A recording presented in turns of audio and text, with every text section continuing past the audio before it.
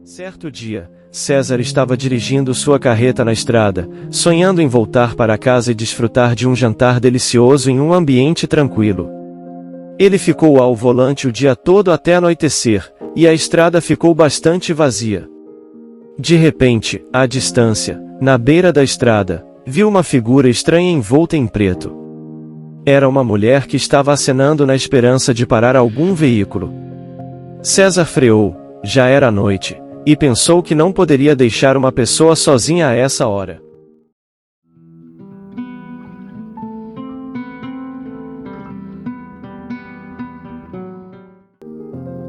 César gostava de dirigir seu caminhão, especialmente em longas distâncias.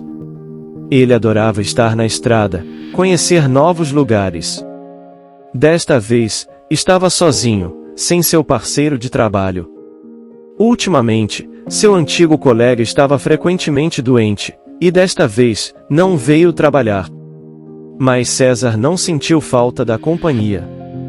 Quando estava sozinho, costumava pensar na vida, e lembrar de sua infância. Seu pai também era caminhoneiro e transportava mercadorias por todo o país. Ele cruzava com muitas pessoas, incluindo criminosos. Um dia, estes bandidos prepararam uma emboscada para o caminhão de seu pai, o tiraram da cabine, atiraram nele e o mataram. O caminhão foi roubado junto com sua carga e levado em uma direção desconhecida. César tinha apenas 5 anos naquela época, mas pelo resto de sua vida, ele se lembrou do terrível choro de sua mãe no dia em que soube da tragédia. Sua mãe chorava à noite, e o pequeno César ficava zangado com ela porque não entendia o quão difícil era para uma mulher jovem criar seu filho sozinha. Felizmente, o avô os ajudava, frequentemente buscando o neto durante os finais de semana e levando-o para sua casa. O menino adorava seu avô Carlos, um idoso sério e severo, mas ao mesmo tempo simpático e compreensivo. As coisas que o avô fazia eram muito próprias de um homem sério como ele. Muitas vezes levava o neto para seu galpão para consertarem juntos o seu velho carro. Foi então que o avô incutiu nele o amor pela tecnologia, e ensinou tudo o que sabia. Mais tarde, o menino se formou na escola, aprendeu a dirigir, e com algumas aulas extras, passou nos exames obtendo a carteira de motorista para carros de todas as categorias.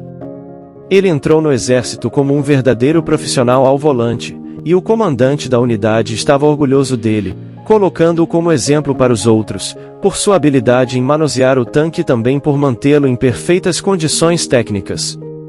César voltou do exército sendo um soldado corajoso, alto e forte de ombros largos. Sua mãe teve dificuldade em reconhecê-lo como seu querido filho, e César olhou com tristeza para sua mãe, que em outros tempos era uma mulher bonita, mas que nunca se casou novamente, e agora havia envelhecido. A vida sem ocupação não durou muito tempo para César, pois ele queria tirar sua mãe dos problemas financeiros e fazer com que ela não se preocupasse mais com dinheiro. Com pouca dificuldade, ele conseguiu um emprego em uma boa empresa de transporte de mercadorias, onde imediatamente lhe confiaram uma grande carreta. Um mês depois, recebeu seu primeiro salário, do qual decidiu dar uma parte à sua mãe e com o resto fazer reparos no apartamento e trocar todos os móveis. 3 meses depois, ele se casou. Sua jovem esposa Paula parecia ser uma boa mulher. Alugaram um apartamento que com o tempo poderia ser comprado, mas César teria que fazer muitas horas extras no trabalho para assumir um financiamento. César não se recusou a fazer horas extras e logo passava pouco tempo em casa, deixando Paula sozinha por muito tempo.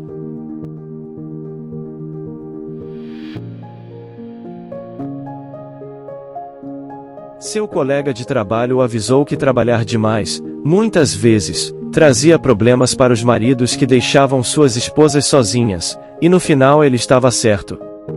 Um dia, ao voltar para casa, César encontrou sua esposa nos braços de outro homem. Eles se divorciaram sem brigas. César pegou suas coisas e foi para a casa de sua mãe. Sua mãe não levou a sério o que aconteceu, Achou que na verdade seu filho não tinha grandes sentimentos por sua esposa, não sabia o quanto César sofria pela traição de sua esposa. Ele continuava esperando que ela se arrependesse e viesse pedir desculpas, pois assim sua vida poderia seguir seu curso normal. Mas Paula não voltou. Ela foi para uma grande cidade e lá se casou com um empresário rico. Ela era uma garota muito inteligente e sabia aproveitar o tempo. César passou por um momento muito difícil, mas se recuperou como pôde, dirigia seu caminhão, dormia tranquilo nos finais de semana e ajudava sua mãe com as tarefas domésticas.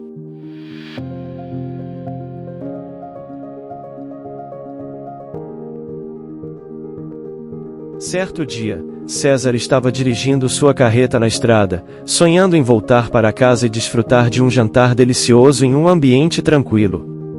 Ele ficou ao volante o dia todo até anoitecer, e a estrada ficou bastante vazia.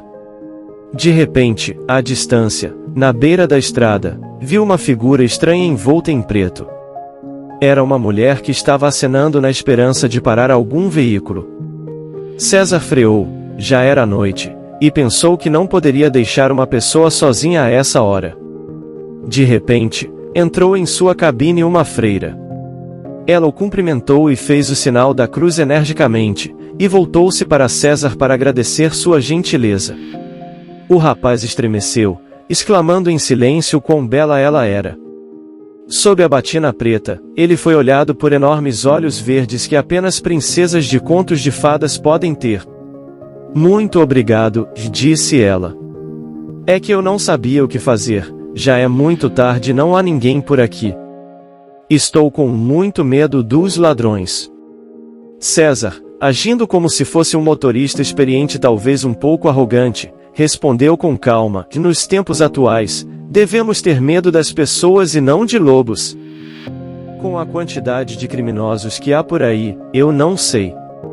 Então, ele ficou envergonhado e pensou consigo mesmo, uau, estou falando como um velho prematuro. Eu não sei se assustei a pobre freira. No entanto, a jovem não parecia assustada ou tímida. Ela era muito divertida e sociável, nada como as servas tímidas e taciturnas do monastério. A bela jovem se apresentou como Isabela e mostrou interesse pelo trabalho de César. Ele respondeu encantado às sensatas perguntas da freira, e aos poucos a conversa se tornou mais agradável. E para onde você está indo, irmã Isabela? Sorriu e respondeu, estamos indo na mesma direção e eu não sou irmã, abandonei o monastério para sempre. A surpresa de César foi enorme. E por que você está vestida assim?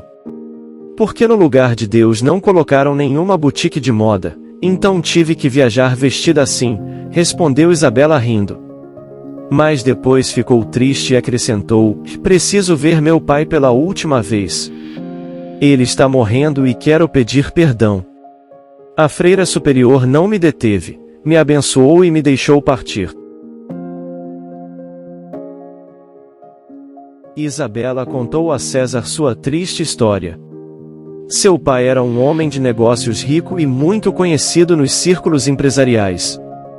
Enquanto isso, sua mãe cuidava da casa e da filha, e a vida seguia seu curso normal. Os pais da garota se amavam muito, mas depois ocorreu uma terrível tragédia. A mãe de Isabela, uma mulher jovem e vital, foi diagnosticada com câncer, e faleceu 6 meses depois. No funeral, o pai, imerso em sua dor, abraçou o caixão soluçando, e Isabela, ao ver sua mãe ser baixada à sepultura, desmaiou de horror e desespero. Foi um ano muito difícil na vida da jovem. O pai começou a beber todos os dias, trancando-se em seu escritório, e Isabela vagava pela casa se sentindo muito sozinha. No final, o empresário mostrou força de vontade e conseguiu parar a tempo, mergulhando de cabeça em seu trabalho, e depois se casou novamente. Ele trouxe para casa uma mulher que se parecia muito com a falecida mãe de Isabela. Ao ver a noiva de seu pai na porta, Isabela quase soltou um grito, mas apesar de sua madrasta se parecer fisicamente com sua pobre mãe, seu caráter era muito diferente, era má, mentirosa e gananciosa. Junto com sua madrasta, outra pessoa se instalou na mansão, o filho desta, que tinha a mesma idade que Isabela. O pai, inspirado por um novo amor cheio de paixão, não tinha percebido o que estava acontecendo em casa durante sua ausência. O filho da madrasta, Roberto, era uma cópia de sua mãe, mimado e perverso. Ao ver a beleza de Isabela, ele tentou seduzi-la abertamente, e um dia depois de cercar a garota no jardim, tentou violentá-la. Isabela, ainda em seu estado emocional crítico, correu para o escritório de seu pai e, ao encontrá-lo, ela contou tudo para ele, mas o pai, ainda fascinado pela bela madrasta, acreditou que a filha havia inventado tudo para provocar um conflito entre ele e a jovem esposa. Houve um escândalo. Isabela, chorando, teve um impulso repentino de ir viver no convento e foi o que fez. Por 3 anos viveu sob as regras daquele lugar, até que descobriu que seu pai estava doente e poderia morrer a qualquer momento.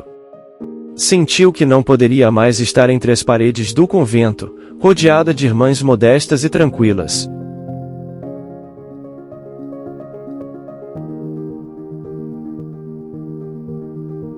Todo o seu ser exigia liberdade, e o desejo de abraçar o pai tornou-se muito forte. Ele tinha seus pecados, mas ao mesmo tempo era muito amado.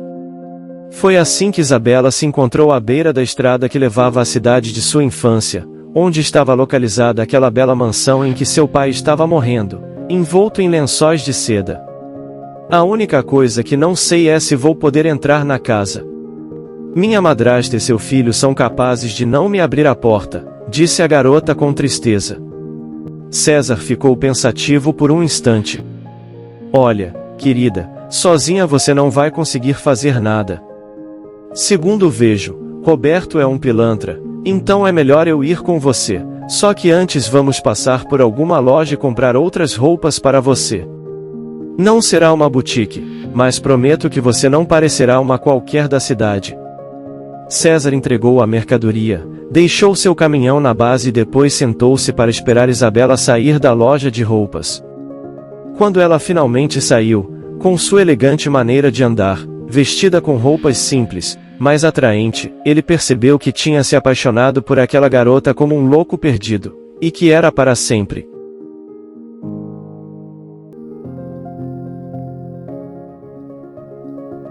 Pegaram um táxi e chegaram rapidamente à luxuosa mansão de 3 andares.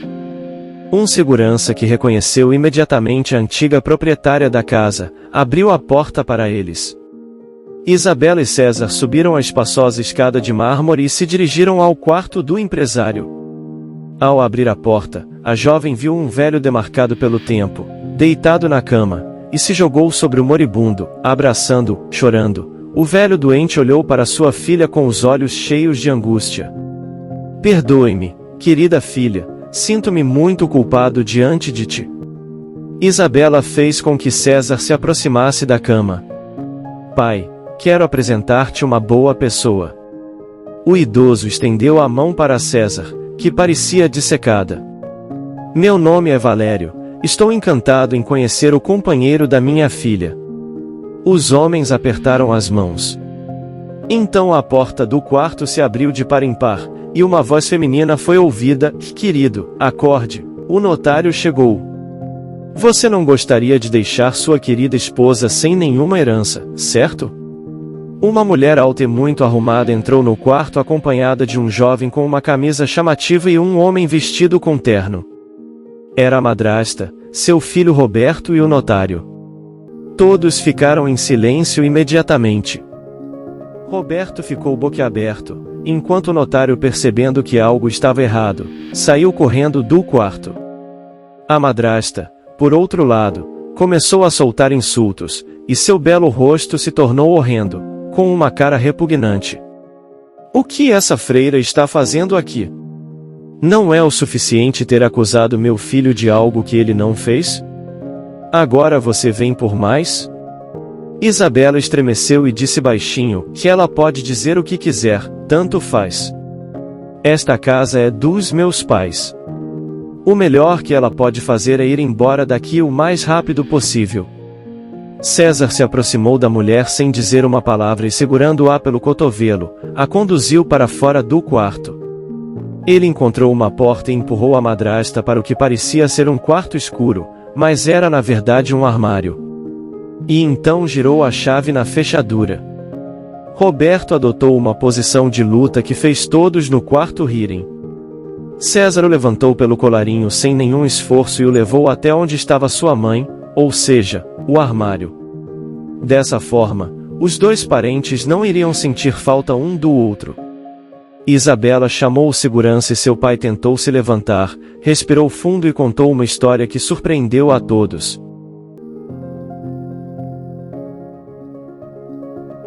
Esse homem na flor da vida ficou doente 1 ano depois que sua filha se foi, evitava médicos e a doença começou a progredir. Dom Valério estava perdendo peso rapidamente, começou a perder cabelo e os dentes. A esposa e o enteado, quando perceberam como tudo acabaria, a princípio pediram, e depois se tornaram insolentes e começaram a exigir que ele redigisse um novo testamento, no qual concederia propriedades e negócios aos novos membros da família. A chegada de Isabela e César atrapalhou os planos dessa gangue, pois impediu que ele assinasse os documentos. Agora podem esquecer a herança. Não deixarei minha filha viver na miséria, exclamou Dom Valério, chorando arrependido do que havia acontecido. Ao ouvir a história do pai de Isabela, César franziu a testa. Algo o alarmou e uma terrível suposição passou pela sua cabeça. Dom Valério, receio que tenhamos que chamar uma ambulância e a polícia. Este assunto precisa ser investigado. A polícia não demorou a chegar. Depois de ouvir brevemente o empresário, os agentes algemaram a madrasta e seu filho.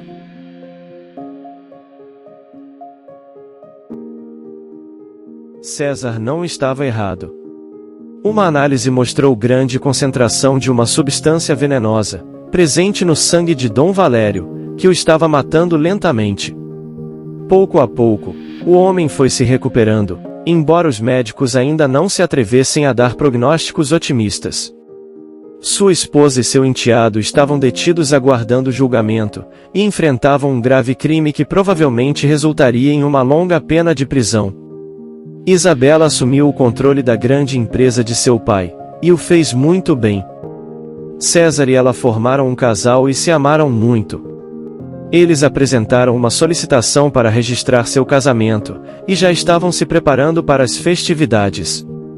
Dom Valério, orgulhoso de seu genro, enviou convites para a celebração por todo o país, e tirou um merecido descanso, permanecendo como consultor de sua filha nos assuntos da empresa. Isabela não se esqueceu do mosteiro onde viveu por muito tempo, e doou uma grande quantia de dinheiro para a restauração do templo localizado em seu território, mantendo isso em segredo.